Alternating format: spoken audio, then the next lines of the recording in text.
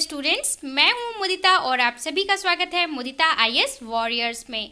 Class 9th की worksheet number 60 आज हम सॉल्व करेंगे। ये वर्कशीट 25 नवंबर 2020 के लिए आपको दी गई है। सो मैं आपको यहाँ पे डेट दिखा दूं, 25/11/2020 है, वर्कशीट नंबर 60 है, क्लास 9th है, साइंस है।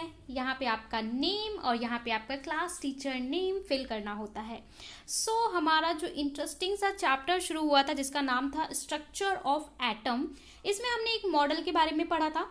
आपको रिकॉल करा दूं मैं, वो कौन सा मॉडल था? The Thomson model. Great scientist Thomson ने उसे दिया था। आज हम एक और साइंटिस्ट के बारे में पढ़ेंगे जिन्होंने मॉडल दिया है एटम का।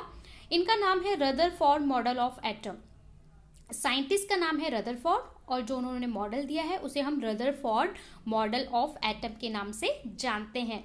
सो ज्ञान आ चुके हैं, जिज्ञासा भी आ चुकी हैं और हम समझेंगे कि क्या था रदरफोर्ड मॉडल। उससे पहले जिन जिन बच्चों ने रिप्लाई किया था द थॉमसन मॉडल, मैंने क्वेश्चन किया था तरबूज और खरबूजा किसे पसंद है, तो कई बच्चों ने बोला कि भाई हमें दोनों पसंद है, किसी ने कहा हमें एक पसंद है। अच्छी बात है, ठीक है, जब रिप्लाई करते हैं तो मुझे अच्छा लगता है कि कम से कम आप केयरफुली सुन तो रहे हैं।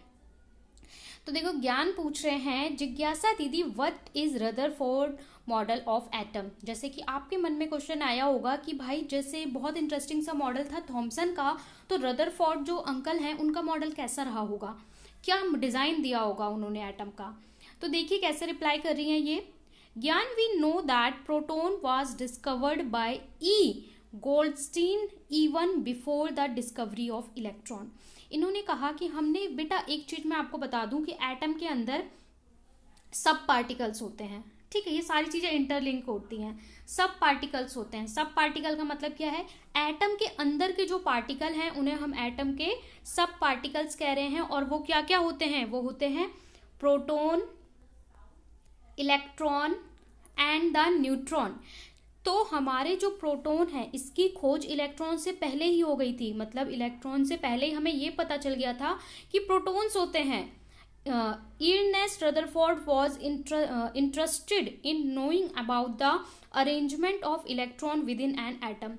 जो रदरफोर्ड थे वो ये जानना चाहते थे कि इलेक्ट्रॉन का अरेंजमेंट एटम में कैसे होता है। मतलब जो एटम है, हमें ये, मैंने जैसे आपको एग्जांपल दिया था, एक कमरा है, उसके अंदर बेड रखा है, टेबल रखा है, सोफा रखा है, लेकिन वो कैसे रखा है? कॉर्नर में रखा है, सेंटर में, आप ये जानना चाहोगे ना। वैसे ही रदरफोर्ड साहब जानना चाहते थे कि इलेक्ट्रॉन है तो वो एटम में किस तरीके से रखे हुए हैं, कहाँ पे रखे हुए हैं, ये सब कुछ वो जानना चाहते थे। So he conducted an experiment in which alpha particles were made to fall on the thin gold foil.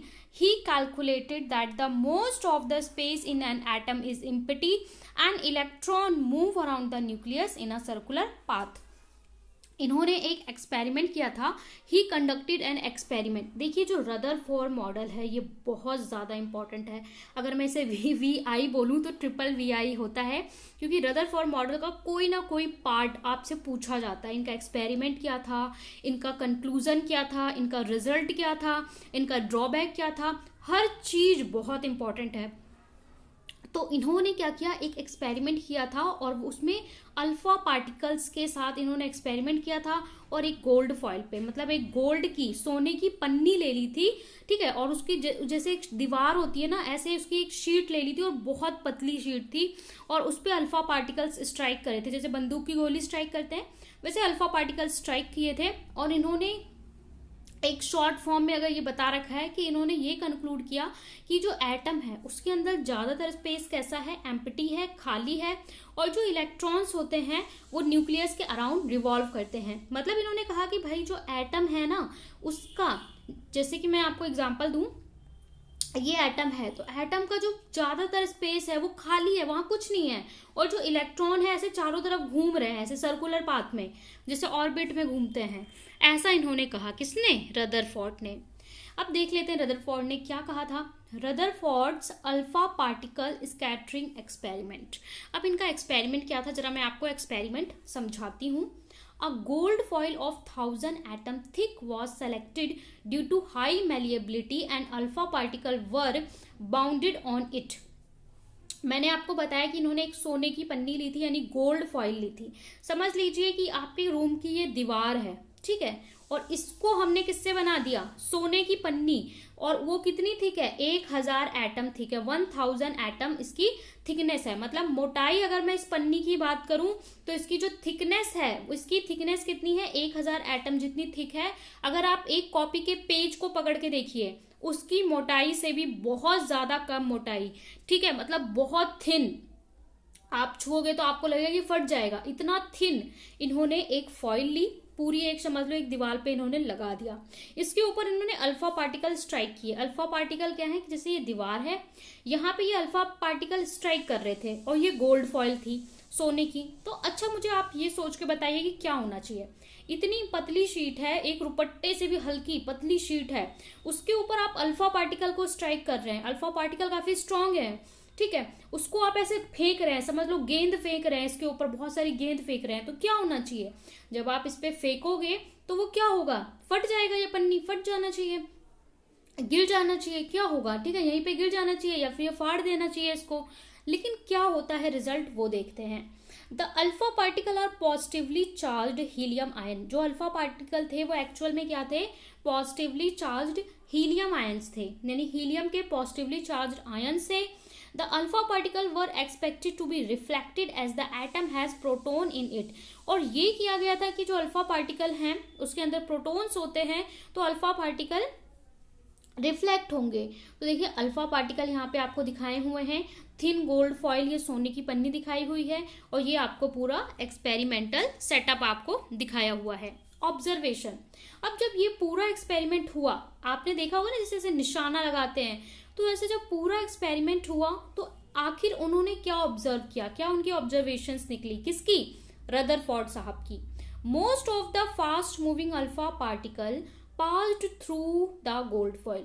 ज्यादातर जो पार्टिकल्स थे, जैसा हमने सोचा था, वो इसको क्रॉस करके निकल गए, मतलब होल करके पास आउट हो गए, बाहर निकल गए। Some of particle were deflected small angle, कुछ पार्टिकल स्मॉल एंगल पे डिफ्लेक्ट हुए, मतलब ऐसे टकराए, ऐसे यहीं पे गिर गए, ऐसे स्ट्राइक होके यहीं पे गिर गए। 1 out of every 1000 particles appear to rebound। लेकिन 12,000 में कोई एक पार्टिकल, 12,000 में कोई एक पार्टिकल ऐसा था जो टकराया और बाउंस बैक होके वापस हुआ। क्या आप इमेजिन कर सकते हैं, इतनी पतली फाइन शीट है, उस पे कोई पार्टिकल, हीलियम पार्टिकल टकरा के बिल्कुल वापस आ जाए। कभी आपने देखा है जब आप दीवार पे गेंद मारते हो और आपके हाथ में एकदम रिफ्लेक्ट होके गेंद वापस आती है, उस तरीके का। जैसे ही ये वाला ऑब्जर्वेशन मिला, रदरफोर्ड शॉक हो गए। आप भी शॉक हुए होंगे, इतनी थिन शीट, इतनी थिन शीट पे भाई बंदूक की गोली मारेंगे, हीलियम के चार्ज आयन मारेंगे तो वो फाड़ के उसे बाहर निकल जाना चाहिए थिन शीट को। तो वही हुआ, बहुत सारे पार्टिकल स्मॉल एंगल पे डिफ्लेक्ट हुए, इज इट ओके। लेकिन कोई एक पार्टिकल, 12,000 में कोई एक पार्टिकल बाउंस बैक हुआ, पूरा 180 डिग्री पे बाउंस बैक हुआ। तो यही उनको थोड़ा सा सोचने वाली स्टडी की बात थी। Rutherford model of an atom, जब ये एक्सपेरिमेंट पूरा प्रूव हो गया तब रदरफोर्ड ने अपना मॉडल दिया। उनका मॉडल क्या था, on the basis of observation from the experiment Rutherford proposed a model of an atom. ये पूरा एक्सपेरिमेंट करने के बाद रदरफोर्ड साहब ने अपना मॉडल प्रपोज किया। उनका क्या मॉडल था, there is a positively charged center in the atom called nucleus, nearby the mass of atom is concentrated in it। इन्होंने कहा कि भाई जो हमारा एटम है ना, इसके अंदर एक सेंटर होता है, और वो सेंटर कैसा होता है, पॉजिटिवली चार्ज्ड होता है। और इस सेंटर को उन्होंने क्या कहा, न्यूक्लियस कहा। और बोला जो इस एटम का वेट है, इस एटम का जो पूरा मास है वो इस न्यूक्लियस में रहता है। ठीक है, जैसे कि आपके पास 500 एकड़ की जमीन है पर पूरी जमीन खाली है, बस सेंटर में आपने घर बना रखा है, वैसे ही एटम क्या होता है, इसका पूरा ये पार्ट खाली है, इसके बीच में एक सेंटर है जिसका नाम न्यूक्लियस है, और न्यूक्लियस में ही सारा मास भरा हुआ है एटम का। The electrons revolve around the nucleus in circular path. जो इलेक्ट्रॉन्स हैं ये सर्कुलर पाथ में रिवॉल्व करते हैं। ये हमारा एटम है, ठीक है, ये हमारा एटम है, इमेज बना के दिखाना चाहती हूँ। ये हमारा एटम है, इसके बीच में क्या है, ये है हमारा न्यूक्लियस, और जो न्यूक्लियस है सारा जो मास है इसी के अंदर है, और जो इलेक्ट्रॉन्स हैं, जो हमारे इलेक्ट्रॉन्स हैं, वो इसके चारों तरफ रिवॉल्व होते हैं। जैसे आप देखते हैं ना सोलर प्लैनेट होता है, तो प्लैनेट्स में क्या होता है, ये बीच में सन होता है और चारों तरफ प्लैनेट्स हमारे रिवॉल्व करते हैं एक एक करके। तो वैसे ही इलेक्ट्रॉन एटम के चारों तरफ रिवॉल्व करते हैं। The size of the nucleus is very small as compare to the size of atom. और जो साइज होता है न्यूक्लियस का वो बहुत छोटा होता है एटम से। ठीक है, जैसे आपका पूरा रूम है वो क्या है, एक एटम है, तो एक पेन का जो डॉट होगा उससे भी छोटा होगा आपका न्यूक्लियस। ठीक है, बहुत छोटा, और सारा वेट वहीं पे होता है। तो इसका मतलब जब वो स्ट्राइक कर रहे थे गोल्ड फॉइल पे तो पूरी जगह तो खाली थी, तो वहां से पास कर जा रहा था। बस जहां पे न्यूक्लियस था वहां पे जैसे ही हमारा अल्फा पार्टिकल टकरा रहा था तो वो बाउंस बैक हो रहा था, इस वजह से। तो ये इन्होंने थ्योरी दी, किसने, ये सारा इलेक्ट्रॉन रिवॉल्व करते हैं, ये पूरा थ्योरी दी रदरफोर्ड साहब ने। पर कहते हैं ना, कितना भी अच्छा आप बता लो ना कोई कमी रह जाती है। रदरफोर्ड की भी कुछ कमी थी जो वो पूरी नहीं एक्सप्लेन कर पाए। वो क्या कमी थी, तो ये है drawback of Rutherford model of an atom. Rutherford model का क्या ड्रॉबैक था वो दिया हुआ है। The revolution of electron in circular path around the nucleus is not expected to be stable. ये बोला गया कि सर्कुलर पाथ में इलेक्ट्रॉन का जो रिवॉल्यूशन है वो स्टेबल नहीं है। As the electron are charged particles they shall radiate energy while they move in circular path. ये बोला गया कि आपने कह दिया कि जो इलेक्ट्रॉन है वो इस तरीके से घूम रहे हैं, लेकिन जब कोई भी चीज सर्कुलर पाथ में रिवॉल्व करेगी तो वो एनर्जी रेडिएट करेगी। फिजिक्स की टर्म में अगर मैं बोलूँ तो उसमें एक वेलोसिटी आ जाएगी, और अगर किसी चीज में वेलोसिटी आ जाएगी तो कोई भी एटम स्टेबल कैसे रह सकता है। और अगर हर चीज में मूवमेंट होगा तो आप जो देखेंगे ना, टेबल रखा है, किताब, हर चीज अपने आप मूव करने लगेगी, पर हर चीज स्टेबल होती है। तो यही इनका ड्रॉबैक था कि अगर भाई मोशन में है तो वो कुछ एनर्जी रेडिएट करेंगे circular path and ultimate lose energy, कुछ एनर्जी लूज भी करेंगे। As a result they will fall in nucleus but atom are, और जब कुछ एनर्जी रिलीज करेंगे तो ये हो सकता है ये एटम घूम के यहाँ पे न्यूक्लियस पे गिर जाए, टकरा जाए। तो but atom are found to be stable, but हम एटम्स को कैसा पाते हैं, एटम्स तो स्टेबल रहते हैं। तो ये कमी रह गई। ये नहीं बता पाए हमारे जो रदरफोर्ड साहब थे कि किस तरीके से रिवॉल्व करेगा। चक्कर तो काटेगा, पर कैसे चक्कर काटेगा। Rutherford model of an atom fail to explain the fact. इस फैक्ट को ये एक्सप्लेन नहीं कर पाए, बाकी सारी चीजें इन्होंने बहुत ही अच्छी एक्सप्लेन करी। तो ये आगे एक साइंटिस्ट आएंगे, उनको हम पढ़ेंगे, जिनका नाम है बोर। मैं आपको एडवांस में बता दूं, बोर्स मॉडल हम पढ़ेंगे। वो इनके ड्रॉबैक को आगे सही तरीके से समझाते हैं और बताते हैं। पर जो रदरफोर्ड है काफी इंपॉर्टेंट है क्योंकि पूरी थ्योरी इन्होंने दी है। अब आज आपको क्वेश्चंस दिए गए हैं, 5 क्वेश्चंस दिए गए हैं। पहले क्वेश्चन में बोला है which metal was use to Rutherford for his experiment. कौन सा मेटल उन्होंने यूज किया था अपने एक्सपेरिमेंट। अभी हमने पढ़ा था गोल्ड फॉइल, ठीक है, तो गोल्ड था। What were the observation made by Rutherford, क्या ऑब्जर्वेशंस थी उनकी। थर्ड में बोला है which subatomic particle are present in the nucleus and in the circular path in the atom. कौन सा सब एटॉमिक पार्टिकल रहता है न्यूक्लियस के अंदर, हमने पढ़ा था प्रोटॉन, और सर्कुलर पाथ में कौन रहता है, इलेक्ट्रॉन रहता है। Right main feature of Rutherford model of an atom. Rutherford model के मेन फीचर्स क्या हैं वो लिखने हैं। और 5th में बोला है हु डिस्कवर्ड प्रोटॉन। प्रोटॉन किसने डिस्कवर किया था। व्हाट आर अल्फा पार्टिकल्स, तो अल्फा पार्टिकल क्या है ये आपको बताना है। सभी आंसर मैं आपको सॉल्यूशन के साथ दूंगी। उससे पहले कोविड अप्रोप्रिएट बिहेवियर मैसेज है कि आपको keep maintain physical distance of 6 feet और 2 यार्ड। आपको इतना फिजिकल डिस्टेंस मेंटेन करना है, किसके लिए, फिट रहने के लिए। चलिए सॉल्यूशन देख लेते हैं। फर्स्ट क्वेश्चन में आपसे बोला है which metal was used by Ernest Rutherford for his experiment. तो हमने अभी पढ़ा था उन्होंने क्या लिया था, गोल्ड। गोल्ड भी एक मेटल होता है और गोल्ड जो है काफी अच्छा मेटल होता है। तो gold was used by Ernest Rutherford for his experiment. Why, because they could make the thin foil very thin as gold is very malleable. आपको पता है कि जो मेटल्स होते हैं उसकी प्रॉपर्टी होती है मेलिएबिलिटी। तो गोल्ड इतना ज्यादा मेलिएबल होता है कि उसकी आप थिन से थिन शीट बना सकते हैं, इसीलिए रदरफोर्ड ने गोल्ड को चूज किया था। क्वेश्चन 2 में आपसे बोला है what were the observation made by Rutherford. Rutherford ने क्या ऑब्जर्वेशन रिकॉर्ड किए थे आफ्टर देयर एक्सपेरिमेंट। तो इसका आंसर है, जो उन्होंने रिकॉर्ड किया था, most of the fast moving alpha particle passed straight through gold foil. ज्यादातर अल्फा पार्टिकल गोल्ड फॉइल से पास कर गए। Some of the alpha particle were deflected by small angles, कुछ स्मॉल एंगल पे डिफ्लेक्ट हुए थे। 1 out of every 12,000 particles appeared to rebound, 12,000 में कोई एक पार्टिकल रीबाउंड हुआ था, यानी बाउंस बैक हुआ था 180 डिग्री पे, जैसे आप बॉल फेंकते हो।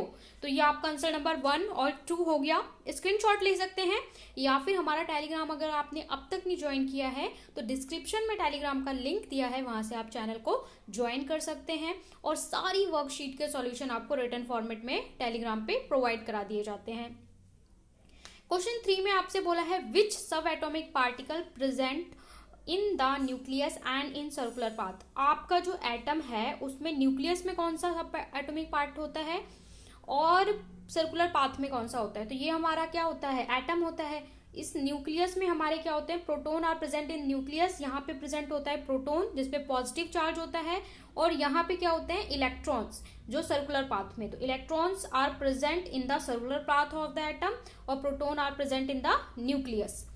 और न्यूक्लियस में एक और चीज प्रेजेंट होती है, अगर आपको हम आगे उसको पढ़ेंगे, अगर आपको पता है तो आप मुझे कमेंट में बता सकते हैं।